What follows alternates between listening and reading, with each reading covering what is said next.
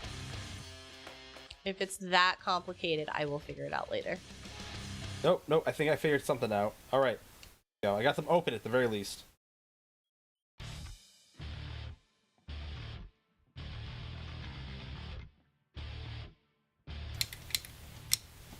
Oh, I can. Look at that. Hey, how you doing? How you doing? Those are something. Ha ha ha ha.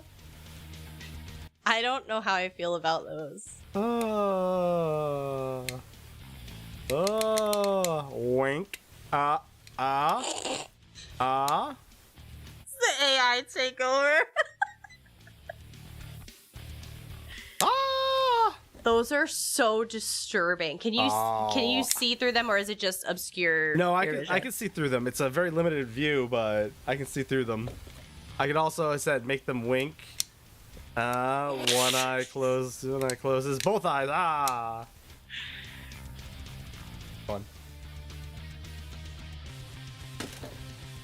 There's also an elastic band for some sort. There's another pin in here. Chat, look. Oh lord. There's a Tamagotchi. Are you serious? Look at this little Tamagotchi. I don't think it's called Tamagotchi anymore, but it's a little Tamagotchi. Chat, we're gonna have to keep something alive. So you better donate, or else Tamagotchi gets it. Or else the Gamatachi gets it. The Gamatachi? The Gamatachi? The Gamatachi? The Gamatachi gets it. Donate or else. Oh, we got an ad in a minute. All right. Looks like the last thing in here of note is a box. Back real quick. A box? Box. Is it another celebration button? I know we got the cheer buttons last year or the year before. But I already have a cheer button. We have two, I think. No, we only have the one. I had a second one. It's gone. Kiddo stole it.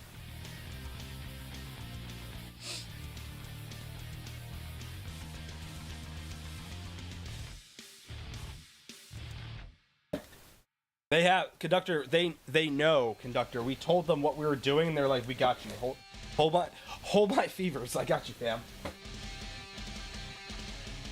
What's in the box? Did you just say hold my beavers? Wow, Mrs. No, I said fever. First off, what's on your mind? Well, how do you that's hold a a button. fever? Oh, how do you hold anything? It is a button. Oh. This is a dance party. Is it a button? It says a dance party button though. A dance party button? Press it. What? 30-second dance party.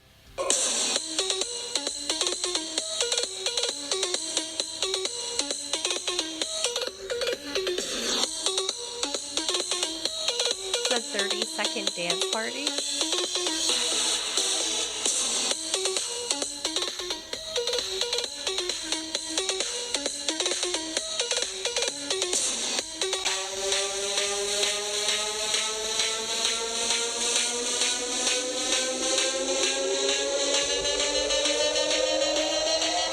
That was easy button, but for dancing? Okay. This is how we party.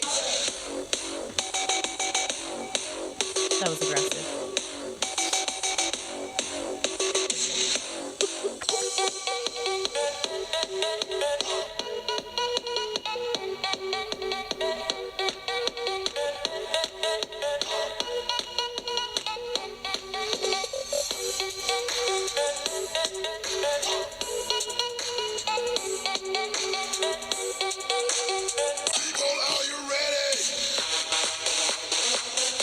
Oh, you could Shazam it?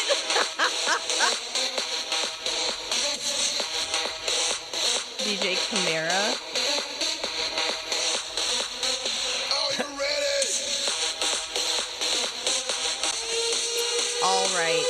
All right. Let's not spoil all the songs. Oh, Lord. All right. Well, so we will also have 30-second dance parties.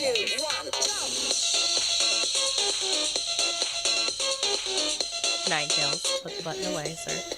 I'm really digging this button. I like this button. It's my new favorite button. Thank you, so Oh, collector, I was like cycling through them. Each one is 30 seconds. Oh, so there's a multiple? Yeah, that's so I just kept pressing the button to see what was going on. I wasn't sure if like pressing it would stop it. No, it keeps going. So we'll have to do that. We'll do 30-second raves. No, Void. No, actually. So it is neither after the Pokemon nor Naruto. Just to kind of like nix that right now. So I enjoy the lore of the Kyuubi and the Nine-Tailed Fox from Japanese lore, as more so than anything. And so, obviously, tail, as in the appendage, was very much taken. So the other side of it is like, okay, cool. So I thought I'd get a little clever with it. I know, right? I usually get Naruto a lot. In Naruto a lot, it's a little more. Also, for any healer out there, Symphony of Blades helm is in the golden this weekend. Every healer should run out and buy it now. Especially if you don't like doing Vet Depths of Malatar. It's yeah. awful. I hate that dungeon. It's not that bad. It's pretty awful. How much? Also, the Lux Probably- furniture is all signs this week. Probably like 150.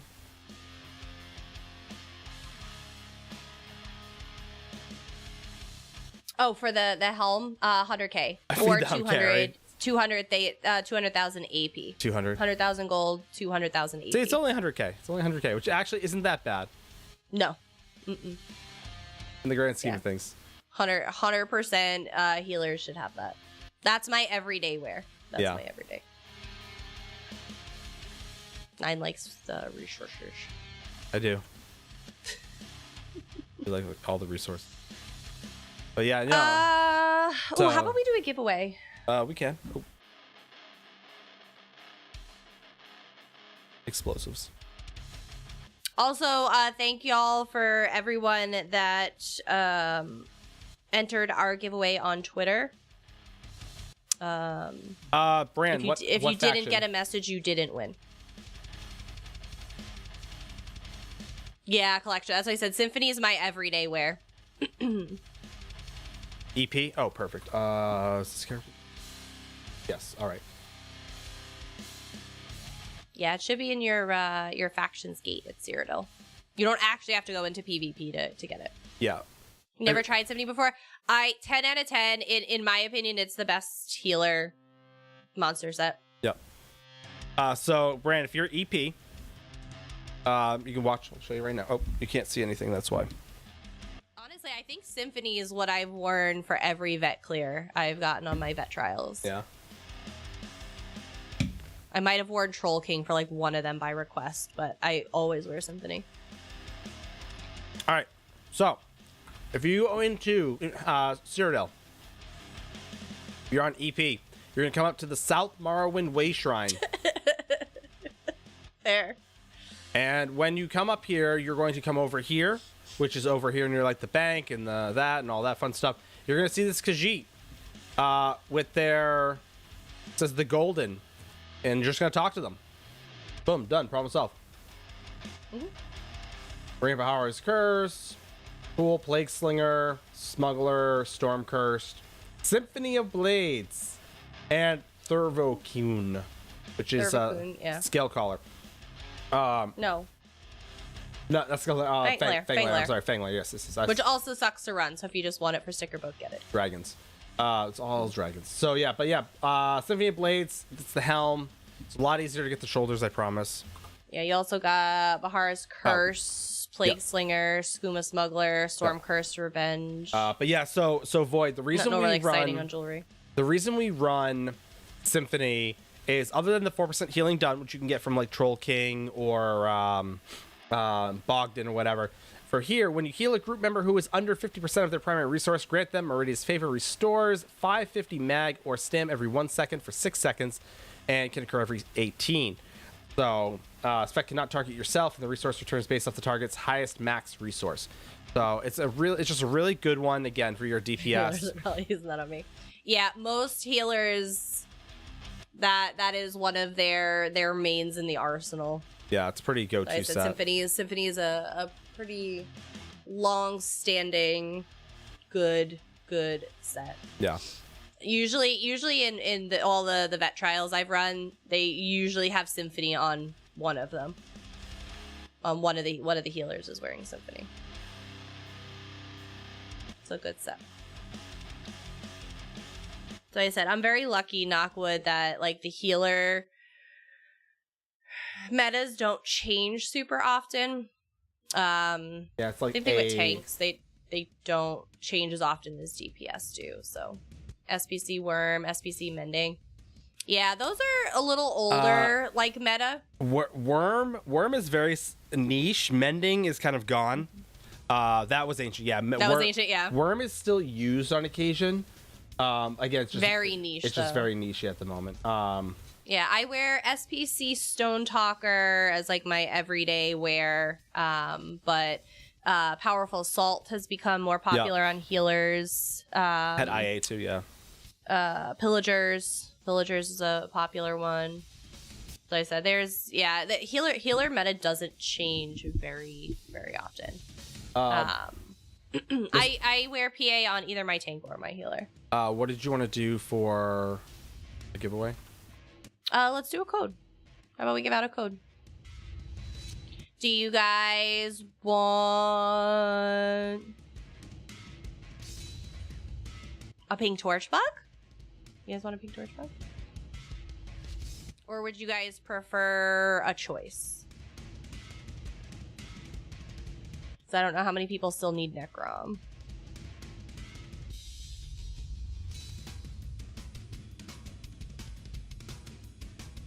The sleepies have hit chat. Oh, I realize I'm too much to worry about already.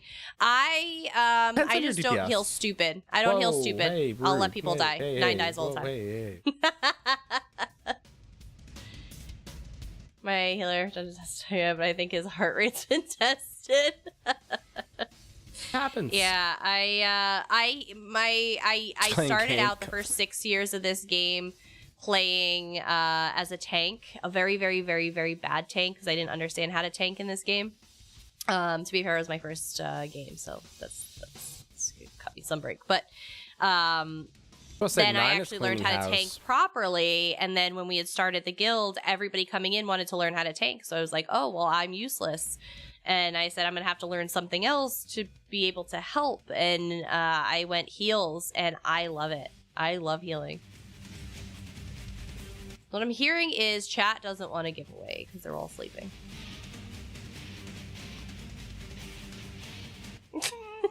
Is it actually 11 right now? Yes, it's Okay. 11.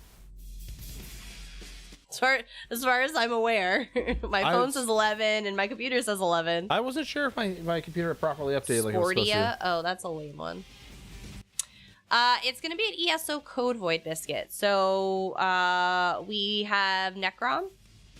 We have 1,500 crowns. We have pink torch bugs. The only helms that they're going to have, Bran, is weight. Trait, it'll just be whatever. I don't know what trait they usually put on them, but don't worry about trait too much. If you're a healer, the light helm is ideally what you want. Yeah. But again, if you have the gold, you can get all three. It makes recreation in your sticker book cheaper. I know people are putting crowns in. But I don't know if there's a giveaway open yet. Is there? No, it is. It's open. Okay. I am also on a delay, so I can't always tell. All right.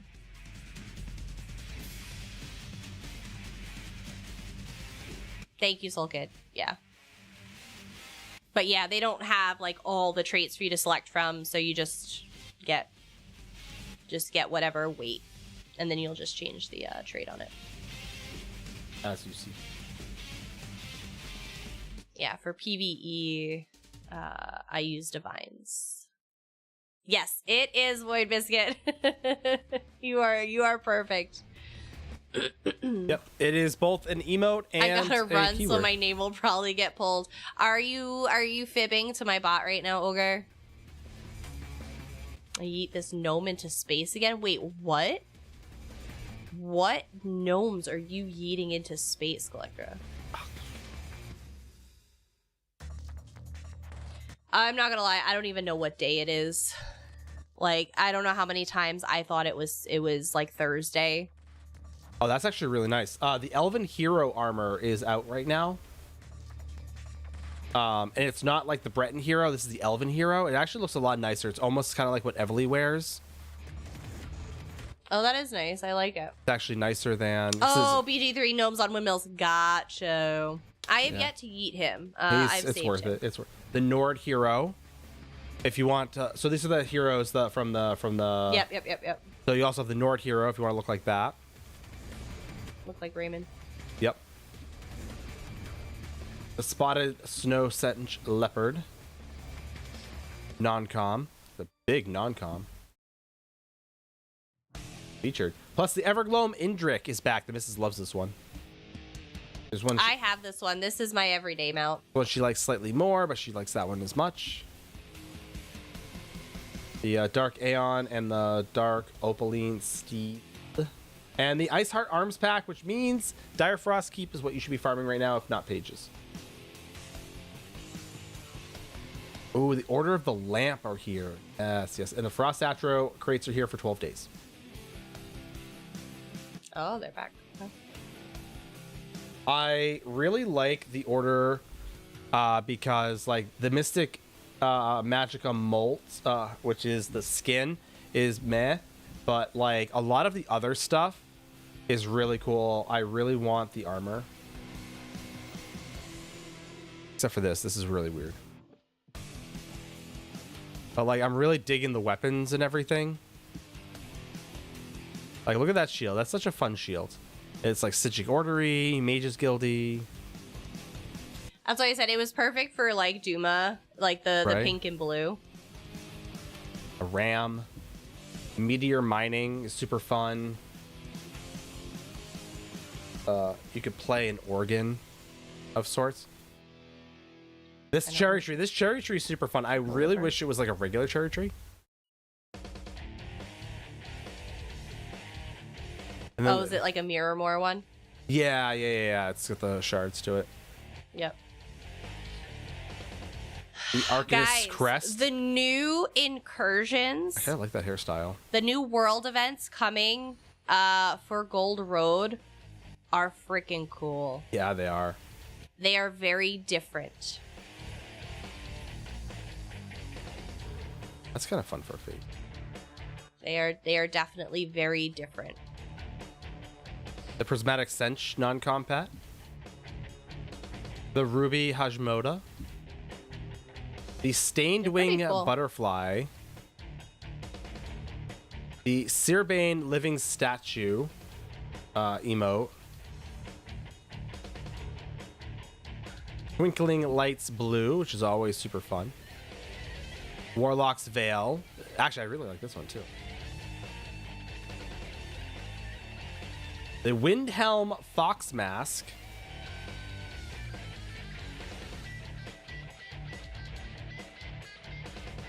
Don't you have one fox mask already? I think I have the Dezenji one, which basically looks just like this, but black and gold, or black and red. Yeah. So I like a lot of these body markings because they're not like super invasive. Yes, the body armor. This is what I really want, is the Order of the Lamp armor. It's just like fun glowy armor. Yeah, we actually got to see that when we were doing the hands-on at the event as part of the quest. There's a doggo. The shepherd. Duh. All my German Shepherd lovers out there. The Shea Gorat body branding. I think that's a typo. There's here's what's fun about the Shea Gorath body branding is that like you have a lot of like the butterflies and things like that, but you also have like dead center of The chest is a giant like wedge of cheese, and on like the backs of the legs, there's cheese. There's just cheese randomly. Is it really? Mixed with butterflies? Yeah. It's just cheese mixed with butterflies. It's just like if it. Can you zoom in a little bit? No, I can't. Oh.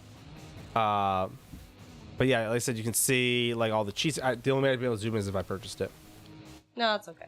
But I see cheese I there. can look at it on mine. Cheese on the arms, the staff, the Wabbajack on one side, on each side. Cheese on the arms, cheese on the legs. There's cheese everywhere. Cheese for everyone. And for no one. Hawkeye, how you doing? Have you settled back into our time zone? Hawkeye, it happened. You just don't remember it. But moral of the story is the Order of the Lamp crates are super fun.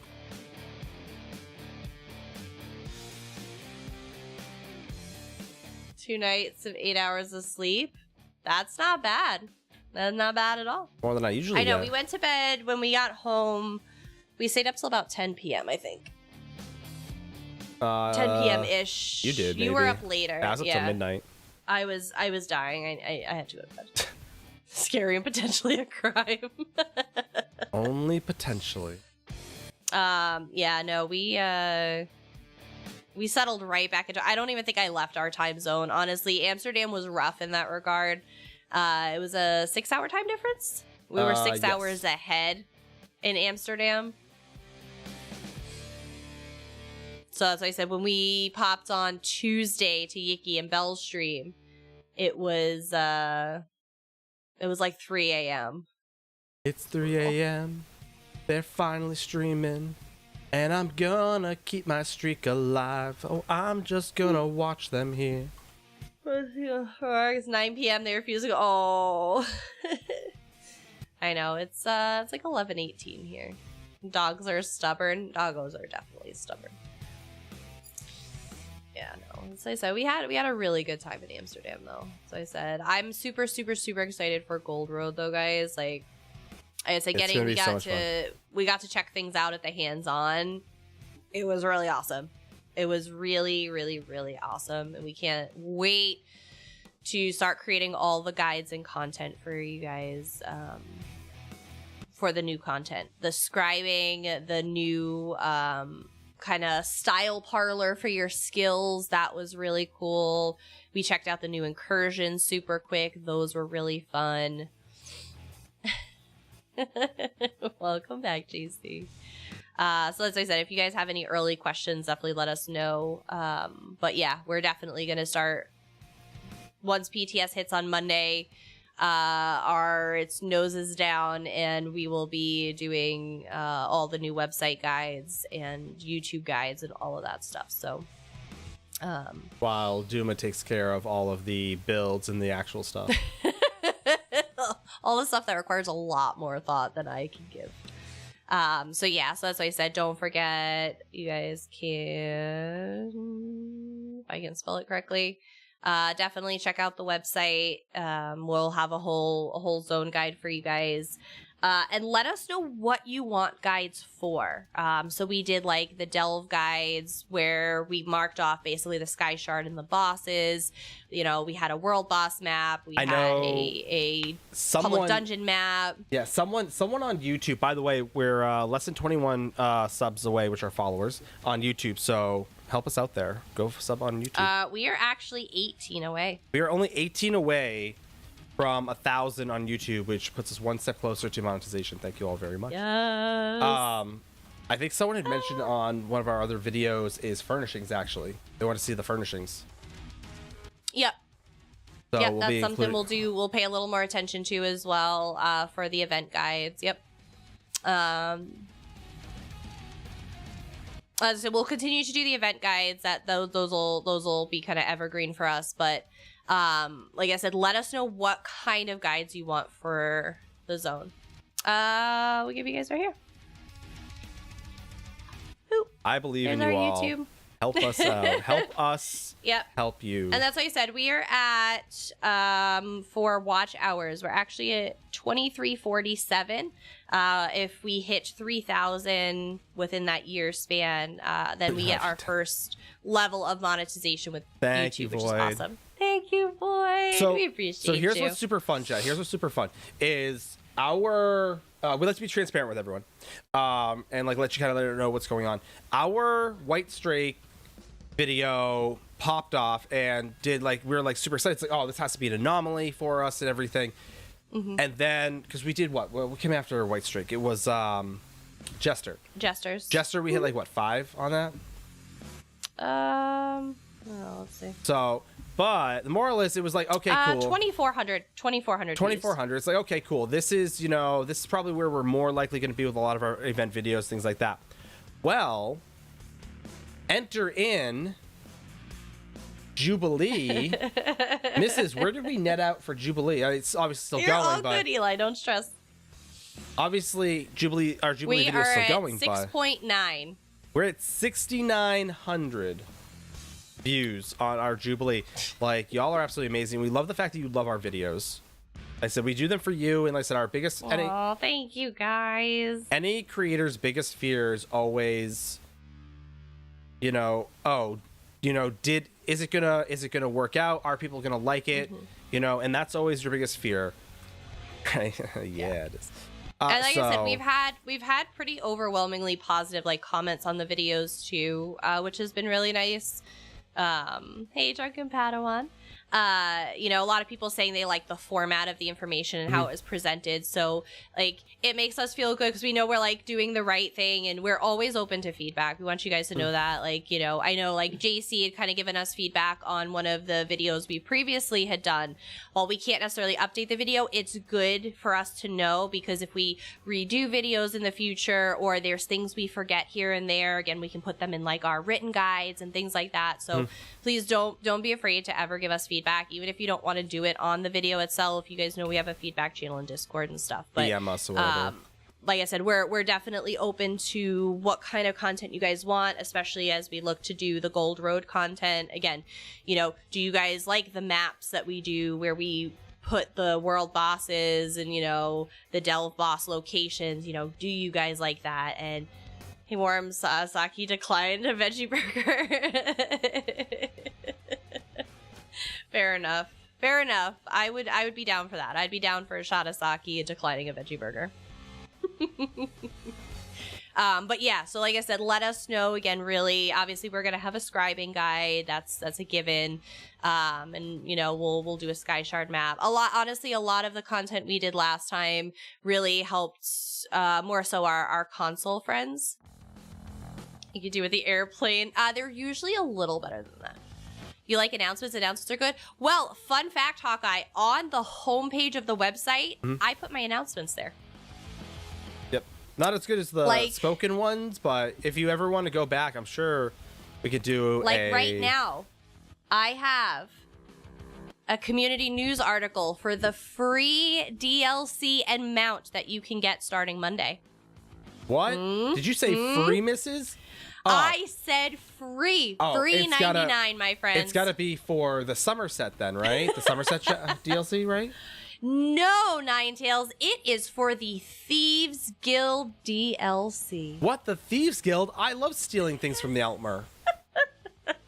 But wait, so all I have to do... I don't own that DLC. Brand, how do I get it? No lie, Mrs. Reading, no...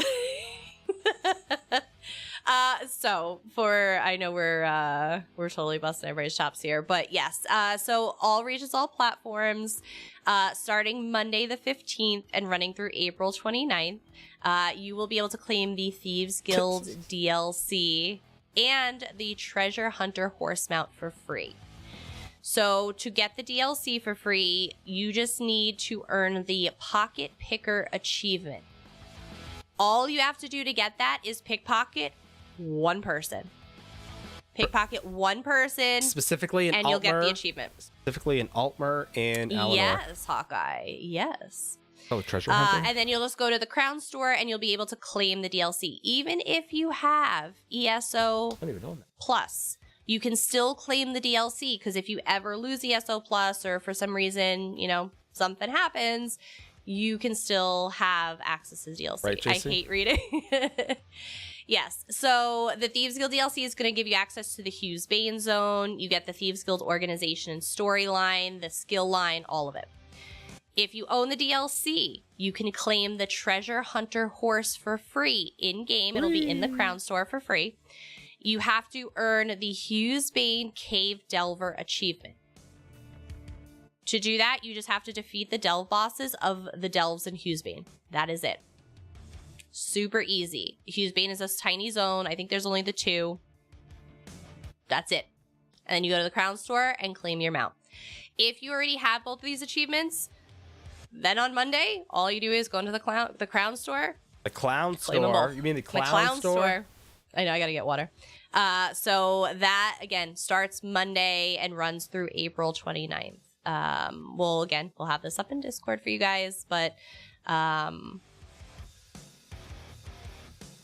You did. you just had a Hughes Bane event? Yeah, because it was the Orsinium Thieves Guild Dark Brotherhood. Oh, yeah. I see what you're saying. Guilds and Yep. Glory. Guilds and Glory. Yep, Guilds and Glory. Yeah, so that's what I said. Everybody will get the Thieves Guild DLC and mount for free. Tiny. Just told me it was massive. So yeah, but also during the event, they will have daily and weekly endeavors that will feature Thieves Guild and Dark Brotherhood quests. That is the April 15th through the 29th Magnesium. So basically, You'll start Monday, starting Monday, as running until the PTS, 29th. As soon as PTS drops. Yep. Ish. Yep.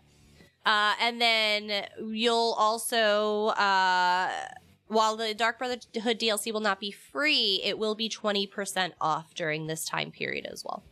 Harder things. So yes, which, like I said, it'll be really cool. So again, there'll be plenty of endeavors to support this. Dark Brotherhood on sale. It'll be a good time. It'll be a good time. So,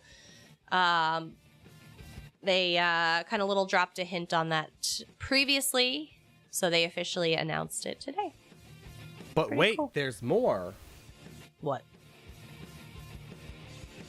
This Wednesday, the 17th, coming up, we've got a Fun in the Sun cooking stream for you. Oh, we do. Wednesday will be a cooking stream. That is a fact. I forgot about that wholeheartedly. It is going to be a garden theme. I don't know what Nine's planning. He hasn't clued me in. He probably hasn't actually picked the recipes yet. No, but I actually have. I've got like 3 of them already. we are going to have a garden cooking stream.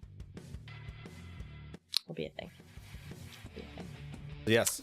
Tune in on the 17th if you enjoy cooking.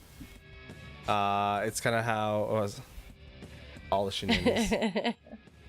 Also for my Ko-fi subs, we apologize. The March stuff did just get sent out, or it's getting sent out tomorrow. Yeah, I got a little behind. Yeah, I meant to get them out before we left. The problem is, I've got a goldfish out of brain, and that's not an excuse. That's just the fact. And then I was packing, and then making sure I had everything, and I still forgot stuff, and my life. And then also Xbox members, if you have the Xbox Game Pass Ultimate, you have until June 2nd to go in and unlock the first free bundle. Right, Brand? All right, Zim? Let's get pumped. You mean crepes? You made Dutch pancakes this morning? You mean crepes? You made crepes this morning. Creeps. Why are we getting pumped? Why because aren't Gold we? Road's gonna be awesome, and because Ninetales is gonna do a cooking stream, and because we have St. Jude fundraiser coming up, Oh, yeah, and we there's do. gonna be an ESO event in the US next year. There's so many reasons to get pumped. They really are. Someday. I know, Bria. I know. We brought home postcards. We tried to mail them out there, and nobody could tell us where to get stamps. we were like, hey, we need to mail stuff. And they're like, cool. Awesome. But we do have postcards. So they'll just get mailed from here. But I'm like, do you not mail stuff in your country? Like, why can't people tell me where to get effing stamps from? Right? They're like, because obviously they'd be international like the gas stamps. station, maybe the the care store, like some random store. I'm like, what is? Yeah, we were like, I have no idea where any of this is. Like, where do you buy your stamps in this country? Like, what do you mean you don't know where to get stamps from? How do you mail stuff out? Like, it was wild. It was absolutely wild. I'm like, I will not take this disrespect from 9. That's about right. There's airmail, so you have to go to specific places, but that was a long time ago. Yeah, they were so confused. Unless it's delivered by bike. Like, because we told them it had to be an international stamp because they were going to be going to the US and Canada. Those are where our Ko-fi subs are right now. And so I'm like, where do I buy an international stamp from here? Like, why is this such a difficult task? So I was like, well, there we go. But yeah, so our Ko-fi subs, you guys will have anybody who is currently a Ko-fi sub. You guys will have Amsterdam postcards this month. Very true. But yeah. But no, as I said, we had really I literally cannot stress enough, like, please, if you guys are even potentially considering the US, make sure if you're coming from outside the US, you have your passport early and just start saving. It is going to be such an incredible experience. We'll be there. That automatically makes it incredible. Yes, provided there is no, knock wood, major issues, we will be attending. But like I said, summer next year, a little over a year away. Assuming it's a little over a year away. Assuming summer means like June, July timing. Feel like it'll be June. Be fun though. It's gonna be so fun. That's why I said they definitely learned a lot this event. I think the event was a little bigger than they're probably used to planning. So there were definitely some hiccups along the way, but I think they the other thing, learned a lot. Yeah, well, I think one of the other aspects of it is they planned events that I don't think they're used to running. So they weren't like fully... Yeah, this is kind of outside their normal wheelhouse. Yeah. I think it was the scale. More than anything. Is part of it. But like I said, it was phenomenal, and they put so much love and attention into it, and again, a lot of learning points from it. A lot of things they walked away, learning more about, and definitely stuff for them to improve at next year's event for sure. Yep. For sure. I said they wanted to do so much because they just want to show show their appreciation for everyone. That again, it was a lot of people and a lot of moving parts, and like I said, because they just want to give so much back to. Thank you, finally, thank you, yes, got it. Thank you. At least you got one now. No, I think one of the things that made my heart happiest, lights in June this year, like 500. Yes, but it needs a flaming sword. Oh, that is good. True flame sword, technically, true flame sword. I know that is the easiest one. I don't care if it's the easiest one. It's one that I could put some time into. You know how hard it is to run geysers? It's just time consuming. It's just so costly. Exhausting. It's so costly. Because I'm not wasting time going to a way shrine, because by the time Honestly, I get there... I did though. I had no issues. If I stayed up on the cadence, I didn't miss a single geyser. If I just ported I used Beam Me Up and I ported to someone in the zone, and then I used the way shrine to go to another way shrine, I had 0 issues. I'm not so the big. The Staff of Worms took me 9 hours. Geysers took you 4. Oh, it's taken me way longer than that already. Yeah, I'm not so big on the Staff of Worms. I really want the Ulfer Staff, though. Those are like the True Flame Sword and the Ulfer Staff are like the two that I'm like really gunning for. Everything else is just icing on the cake. I don't wear helms. Ones that weren't True Flames. After I saw them, I didn't want them. Yeah, as I said, they're not everybody's cup of tea. I think for me, it's just that I gotta have them to have them. I like the way the Ulfer Staff looks. My heal, I use Ulvor for the heal bar, worms to the dash. Oh, that's cool. That's awesome. Spelling wrong. It's like UL apostrophe. Yeah, over staff replica. Like I like the way it looks, minus being on fire.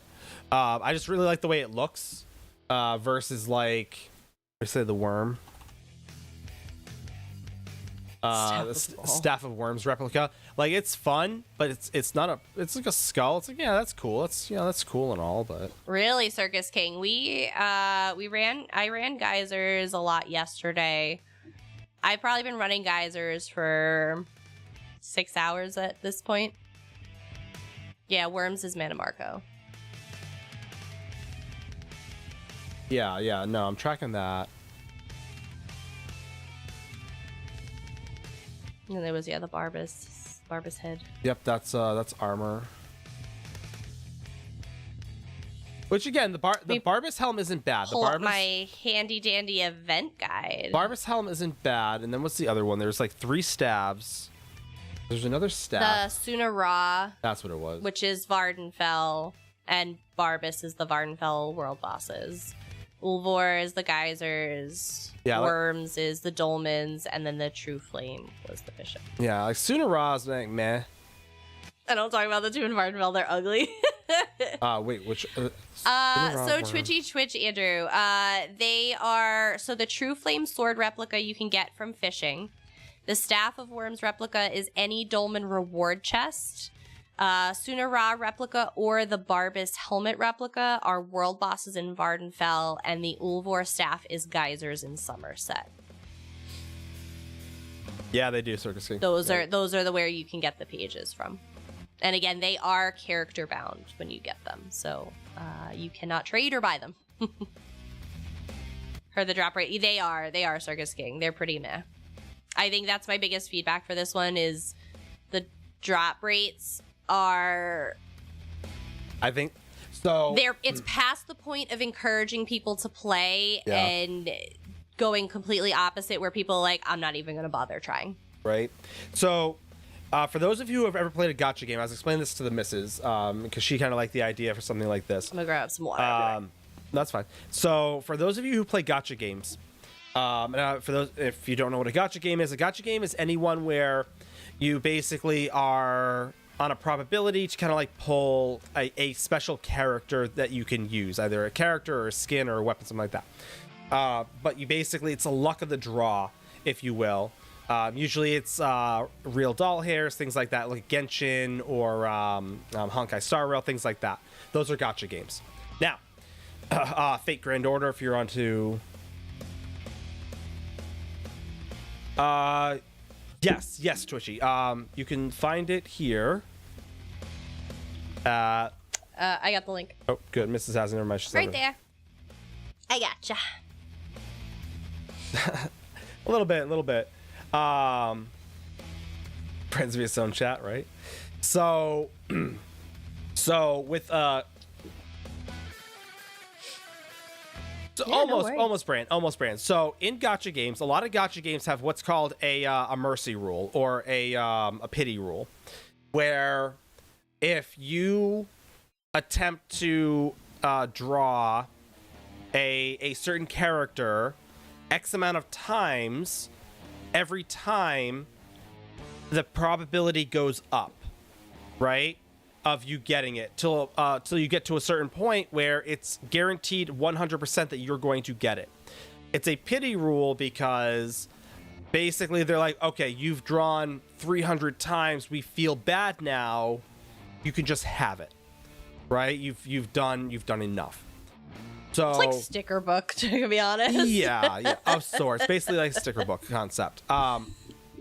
So I like 4 hours a day. Yeah, it's pretty. It's interesting. Yeah, it's been a little rough. So- but I agree. If they would have just said do so many, Yeah, it at least would give people a light at the end of the tunnel. it would. While don't get me wrong, like I said, the missus was talking. There was someone who the other day was like, "Oh, I put 40 hours of in-game time," which again, maybe they did, maybe they have, didn't, but maybe it's a slight exaggeration. The point is that people do put a lot of time into grinding these things. Yeah. And especially if, you know, there are certain ones that they know people are going to want more than others. And they like, oh, well, people are really going to want these. Let's make this a little bit more elusive. It's like, let's not say we did.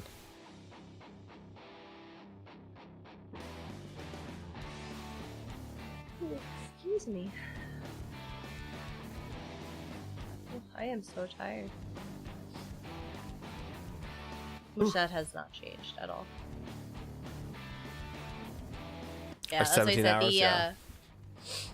Yeah, I mean, like I said, I was farming the geysers the other night because, like I said, Little Fox was having a blast because we were on my laptop in the living room, and he was just like hitting it in the buttons, and he was just I'm killing the bad guys. I'm like, oh yeah. And he kept, Daddy, I killed him. I got him. It's like, good job, buddy. Frozen custard? I don't know about that. 40 hours in game time is like 2 good add-ons at least. Right. Bye. Oh, goodness. Robot's starting to slow down. Any new tune can't take him down. I'm surprised the robot's starting to slow down because there's a lot of time left. Ice cream or creamier. I'm not a big custard person though. I don't know what it is about custard. I don't love it. It's a texture thing. I said I don't like eclairs. Freddy's frozen custard. So one of my favorite frozen desserts. I was gonna say, which is weird considering you're a big fan of Ralph's. Ralph's is different. It's cream ice. It's like ice cream but icier. It's cream ice. It's like ice cream, but not. But it's not. It's less creamy than ice cream. Custard's more creamy than ice cream. You see where I'm going with this? We're not at that point. So there's a place back home. I think it's in a few places on the East Coast. It's called Ralph's. Ralph's Italian Ices. Most of their ices are cream ices. But so it's not Italian ice. It's Italian ice with a little bit of the creaminess in it. So again, Ralph's is great, right? So as I said, you have basically that, frozen custard, you have ice cream, and then you have cream ice. It's again, and then you have like your Italian ice. So Ralph's is phenomenal. I do the Cherry Jubilee. Speaking of Jubilee. Let's see. Ralph's ice. It's not ice cream. It's creamed ice. Like creamed corn. Totally different. Stop it. Here. This is Ralph's ice.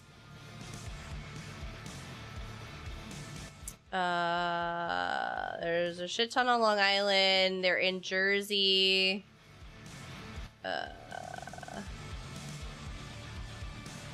Oops. Who's this one? Yeah, they're okay.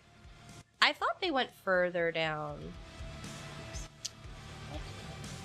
I thought they went further down.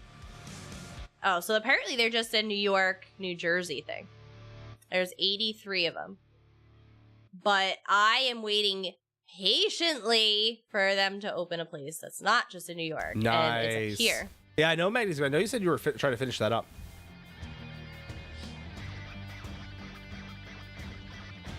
Let's see. Well, they're open. They're open. They were open last time we were there. Were they? Yeah. You just didn't want to go out at Oh, like they were. Thought... It was March. Yeah, you didn't want to go out that late at night. No, my brother was going to go out. He didn't. No, he didn't want to go out. He's if they don't DoorDash, I ain't going. You both wanted it really bad, but neither of you wanted to drive. Like, whatever. Yeah, but no, the cream ices are so good. Pretty good. I don't care what Ogre says. Pizzas, bagels, Italian ice, and cannolis. I will say there are some really good cannolis up in the North End.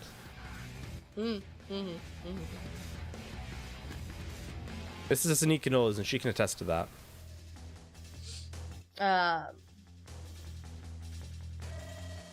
Oh, because like I said, Boston does have a very large Italian population, so. First time I had a cannoli was in Illinois. My dad's favorite cannolis are from what the hell is the name of their bakery? Carlo's Bakery. If you guys have ever seen Cake Boss. Never heard of it. My dad's favorite cannolis are from there. My cousin's wife, she works for them. And when my dad was in Manhattan getting his cancer treatments, my cousin would get off work and bring him fresh cannolis from the bakery. Sorry, I know we always end up talking about food. Would bring him the fresh cannolis from the bakery, which was pretty cool because he really, really enjoyed those. So Italians out here on Italian, they can't claim to be witness protection. Fair. Yeah, as I said, obviously we're very lucky here on the East Coast, living in, the hub of America. The between Boston and New York. It's the entry point for America. A lot of immigrants over the years. So populations settled down right where they came in. So New York has some of, and Boston has some of the biggest populations of very authentic cultural cuisines. And so, like I said, you have Boston is a lot of Italian and a lot of Irish. So, like I said, that's really what Boston does well is Italian food and Irish food. Marinara. The Northeast, you better learn to speak and understand marinara. You better understand the difference between marinara and a red sauce. You cut out for me. What'd you say? I said, and y'all better learn to know the difference between marinara and red sauce. As long as you don't call it gravy. Oh, yeah, the red gravy? Yeah. Stop it. Like, that is not a thing. It literally is a thing. No, don't call it gravy. And the Red Sox? Nah. I was born and raised in New York. Any early sports I enjoyed watching. I was a New York fan. I'm a long suffering Mets and Jets fan. Not that I really watch anymore, but that's me. But I started watching hockey when I moved up here, so I am a Bruins fan. So, all right. So, gravy, I know. You gravy can only be brown. It's put on turkey, yada, yada, I'm yada. hungry. All right. Here's the thing, right? Here's the thing about gravy. Gravy is and if cooking's still here, gravy is a consistency. So, when they call it red gravy, they're talking about a specific consistency that it is being made to. As well as like kind of how it's made. So they're not saying that just to be like, oh, the definition of gravy per Oxford: a sauce made from cooked meat juices together with stock and other ingredients. Mm-hmm. So why can't you throw some tomatoes in there and paste? No. Cooked from meat juices with stock and other ingredients. Also, from the Oxford Dictionary, yeet. They lost their credibility, huh? Shall we keep Fine. going? Would you like me to go with Merriam-Webster? Yeah, go with Merriam-Webster. All right, Merriam-Webster says, a sauce made from the thickened and seasoned juices of cooked meat.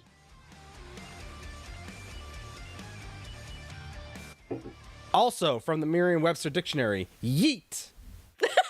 A verb. You were saying?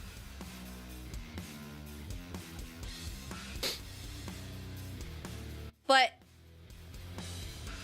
gravy is a sauce made from thickened and seasoned juices of cooked meat. Yeah. You ever heard of a meat gravy or meat sauce? meat sauce. Yeah, again, consistency. But it says gravy is a sauce. And other ingredients. We'll go back to Oxford. Chicken gravy, pizza sauce. It's meat juices with stock and other ingredients. And other ingredients. I get that. But Au jus, sauce, yes. Au jus gravy. Yes, au jus gravy, exactly. but the sauce, it's the red sauce is not cooked meat juices. No, but you can add them to it. But that's what the foundation of this is. It's the cooked meat juices and some other ingredients.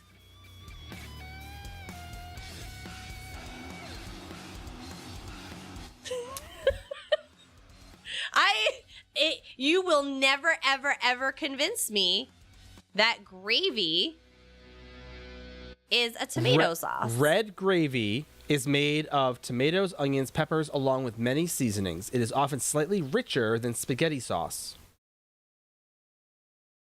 Where's the meat juice? Where's the meat?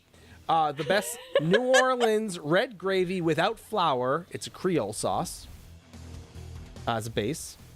What is the difference between red gravy and red sauce? Sauce is the more general term of the two. It would make sense that a gravy is a subset of sauce. Merriam-Webster dictionary defines a condiment or relish for food, especially Right? a fluid And dressing or custard's topping. a gravy then. A savory gravy poured on a roast meets this definition.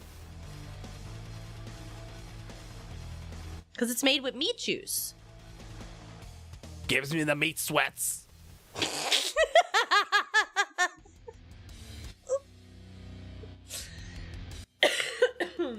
Yeah. Oh, You great. just ate frozen gravy? I feel sick now. Yeah, how's that make you feel?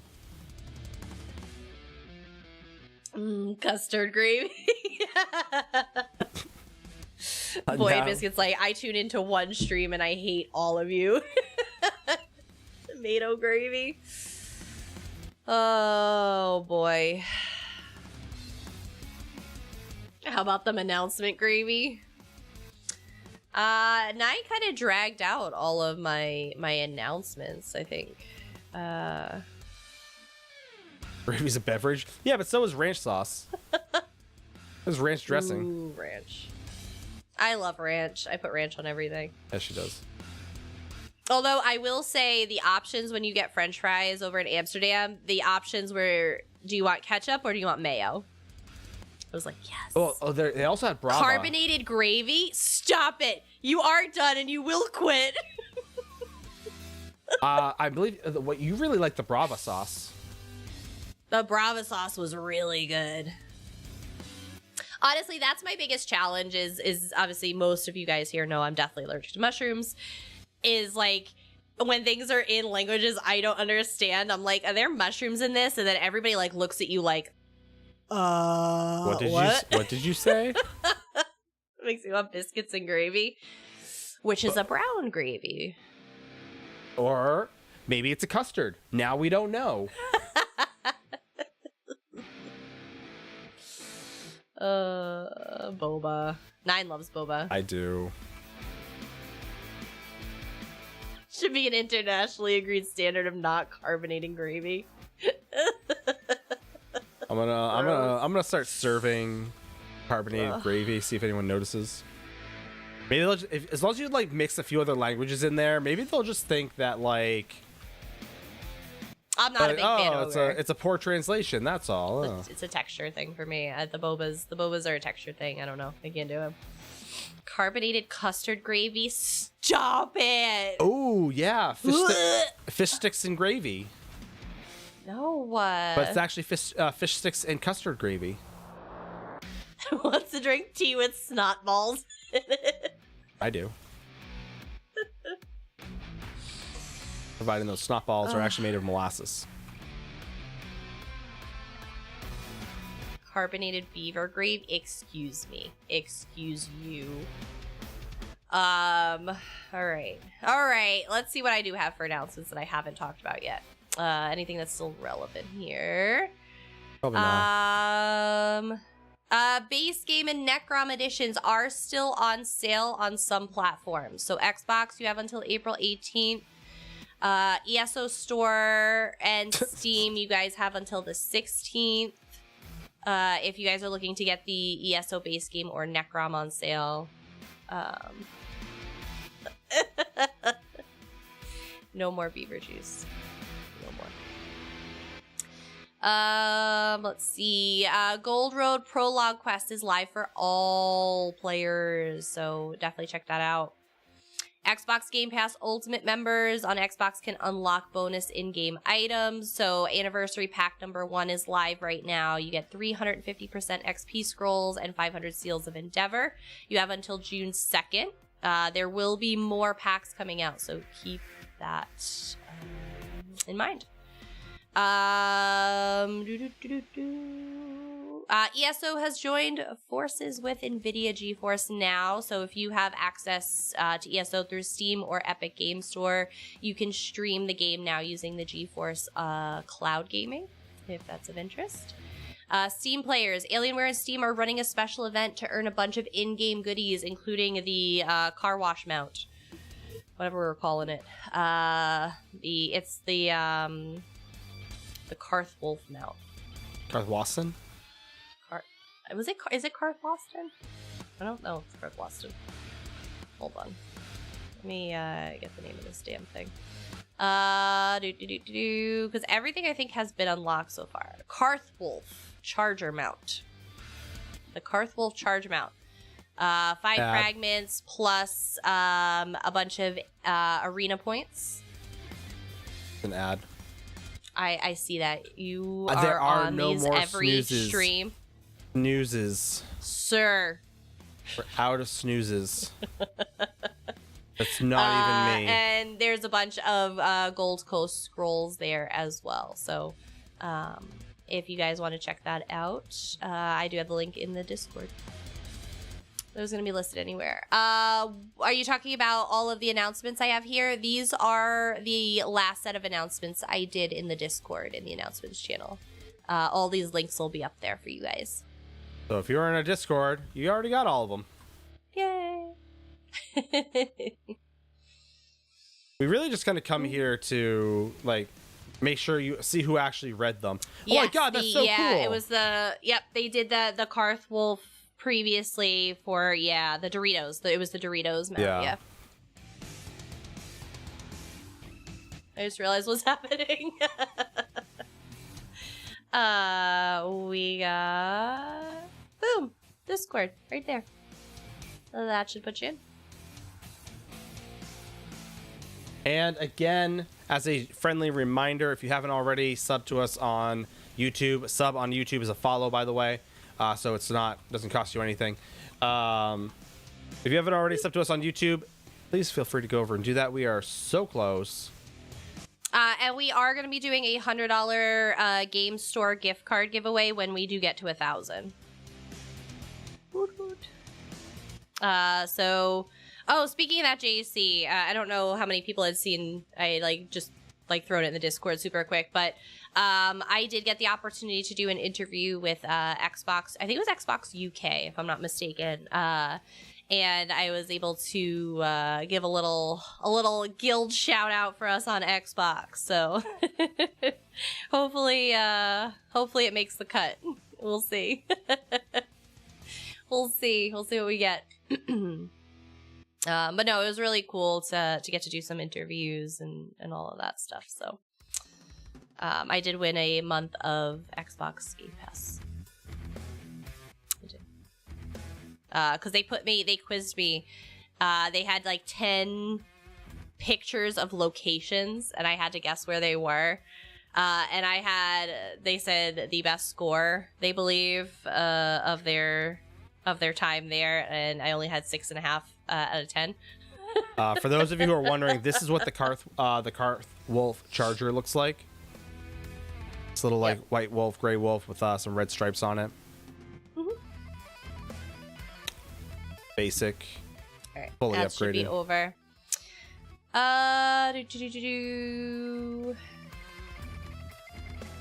They Next in-person event is the 2021 is going to be Elfia in the Netherlands. July 13th and 14th is going to be ESO Tavern in Germany. And then July through December, they're also going to have Japan, China, Australia, and then Sweden, I think, is next month. So a couple in-person events coming up. We also have the roadmap in Discord. I know we went over it a little bit tonight. We have Foxen merch. You guys can check out if you guys are interested in the ESO 10th anniversary merch. The Jubilee event is live, so if you guys are interested, we do have a full resource guide up and available for you to check out, including a video. Otherwise, Gold Road is coming to PTS on April 15th. That will be the first broader look into scribing and the Westfield Zone. Again, we did get to dive into it a little bit at the hands-on event during the 10th anniversary celebration in Amsterdam. So if you guys do have questions or things you definitely want to see, more details and guides on, please let us know. We're happy to share what we can. But it's really, really awesome. It's super, super exciting. There's a lot going on. It's gonna be good. I think it's gonna be a fantastic new system. The styling of the skills is also really cool. Yeah. I'm a big fan. So. All right, 9. Keep going. Stretch it out. Talking.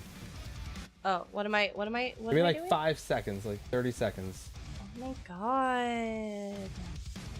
9 needs to learn to pick people earlier. Hi,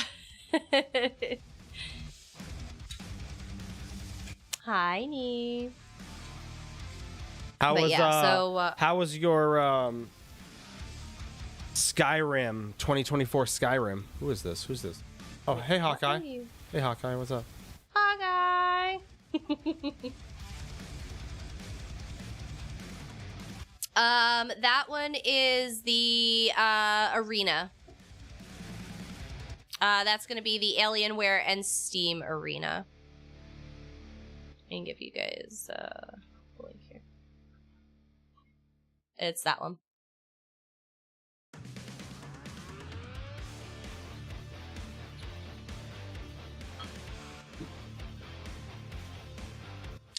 I am a little backed up, Nee. I apologize. I am a little bit backed up. I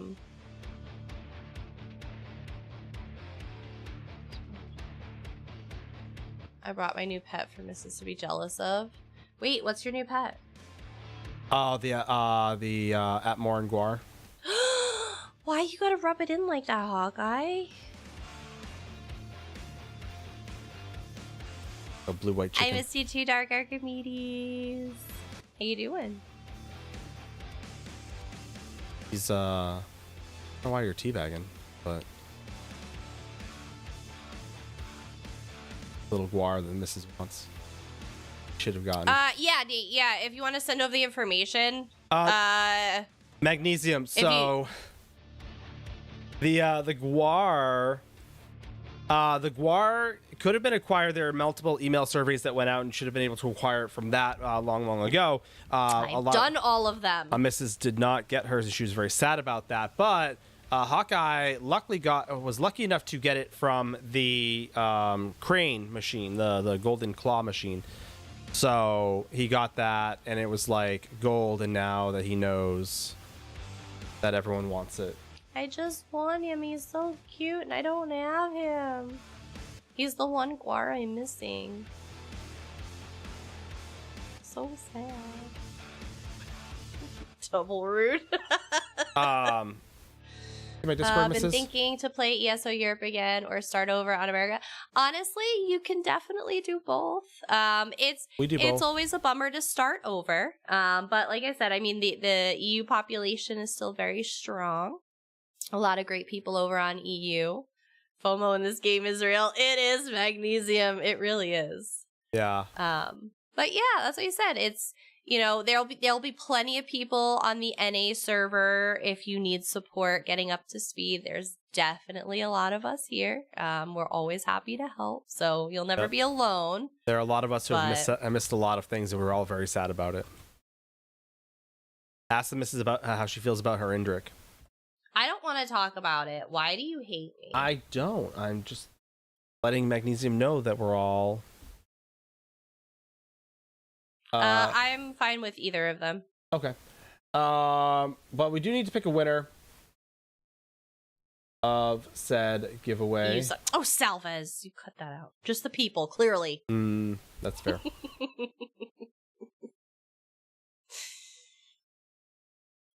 EU things are a little cheaper over there.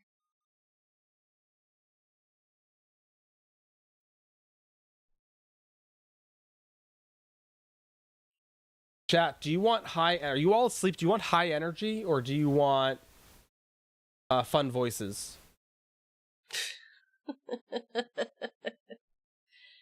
Oh, the snowy white one berry way. Yeah, the Indriks, I'm glad they brought them back. I'm not gonna lie.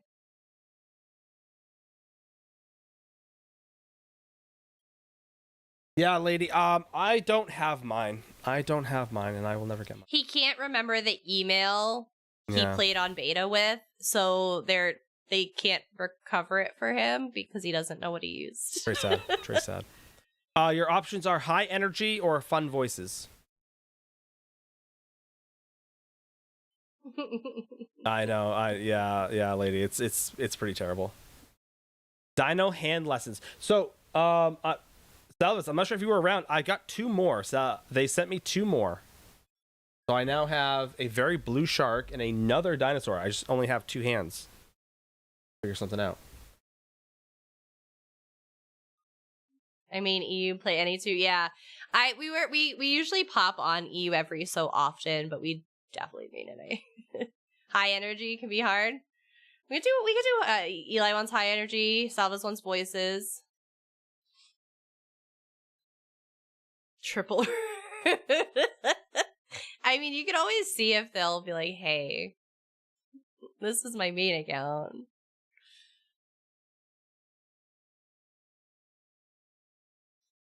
All right. Oh, I never miss anything. Yeah, that's what, honestly, like the Mrs. Ninetails email account and the Ninetail Fox email account are like what we tie everything to. I do, Salvas. I do. Well, yeah, that's the thing. So, like I said, lady, when I first created this was like before I met the missus. It's like what, almost 14, like 12 years ago. I said I had like I had a number of emails that were like my personal email, my professional email, and like that was, and those always changed up. Yeah, it was.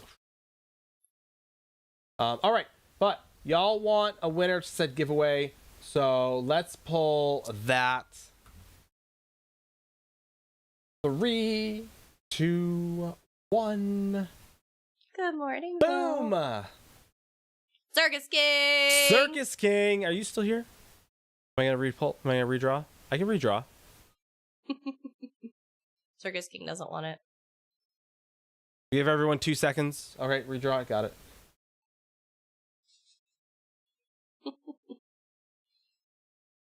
You're not allowed. You need to be here to win. Yes, I do need to confirm that you are real-ish. So I need you to absolutely... Circus King. I give everyone the same... I should have brought their phone with them. Right? No pooping during giveaways. I said you can poop. Just bring your phone with you.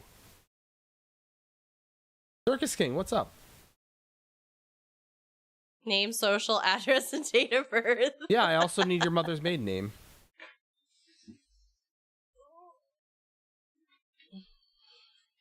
Give more than 2 seconds to respond. I'm enjoying my gravy.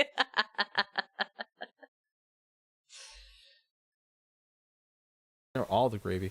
Did you see my message? Yeah, I'm tracking. Okay, that's fine. Yeah, as I say, I think they're still beyond. Hey, I'm pooping here. All right, I got you. Circus King, you've got like 30 seconds, and it's only 15 with stream delay, so I'm gonna need you to come back. Need you.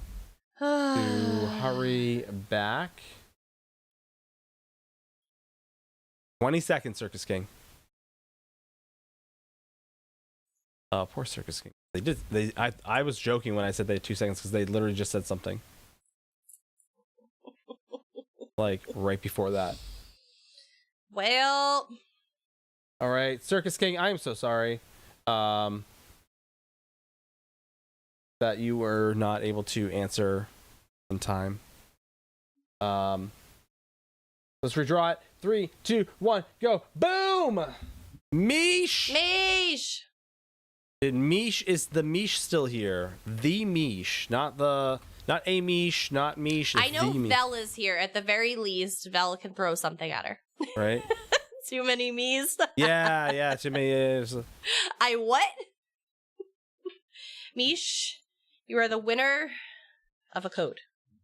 You just gotta let us know what you want. Mish knows the drill. Hi, Mrs. Naked T. running. Naked Okay, running. Okay, all right. Weird flex. 30 caption question time. Weird flex. Mish knows how to DM me and that's all that good stuff. We don't do captures because you have to DM us. That's how we know that you're real, because we will immediately know if you come into our Discord and select all the crafting roles, and that's it. we know Right? You're probably a bot. No one has that much time for crafting. Right? All right, check this out. All right. Collectra, you're up. Exclamation Raid 1. If you are a sub to the channel, you can copy pasta from exclamation Raid 1 from Stream Elements. Hey, that dog. Can I pet that dog? Pet that dog. Exclamation Raid 2. If you are a follower of the channel, you can copy pasta that Always, Mish. from Always. Stream Elements. We're going to head over to the wonderful, the fun, the Lofi with the best voices, Jimmy JJ Shabadoo. If you don't already know Jimmy, you're living under a rock, and I apologize. You need to fix that. We're going to bring you there. Jimmy, get back here. Ooh, he's got new emotes tonight, too. What? He's on a BRB. I mean, you get to see the cat, but, like, Jimmy. Anyway, we're still going there, chat. If you don't already know Jimmy, drop Jimmy a follow. Follows cost nothing, hurt no one. They're a great way to promote and support the ESO community as well as the streaming community. When we get over there, spam their chat. Let Jimmy know he made a horrible mistake by not waiting an extra 2 minutes for us to come in. He should have known better. Should have known. He probably has to poop. I don't care. Don't poop during a raid. Jimmy says you can wait. I know, that's what it feels like. Otherwise, chat, we'll be back again Monday for more ESO, more fun, more stuff and things. We will have a blast. Come and join us then, chat. Otherwise, thank you all for hanging out with us. Thank you all for enduring our time away. And enjoy your weekend. Have a safe and wonderful time. We'll see you all again on Monday. Good night, guys.